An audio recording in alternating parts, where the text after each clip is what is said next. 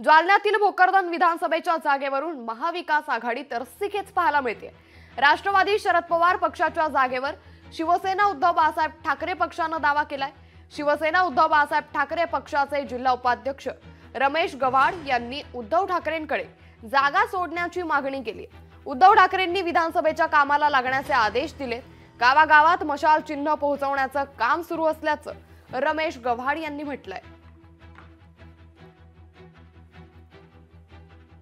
हा मतदारसंघ शिवसेनेला सुटला पाहिजे आणि मी उमेदवारी केली पाहिजे असा लोकांचा आग्रह आहे आणि एकूण मतदारसंघामध्ये तसं वातावरण झालेलं आहे आणि त्यामुळे निश्चितच मला जर उमेदवारी मिळाली तर हा मतदारसंघ शिवसेना म्हणजे महाविकास आघाडीकडे नक्की हा विजय होऊनच हा मतदारसंघ आपण विजय खेचून या ठिकाणी आणू।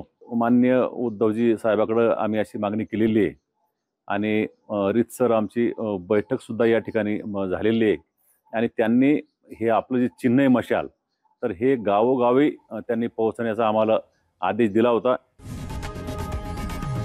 लोकशाही मराठी ऐका, पहा, जागरूक रहा।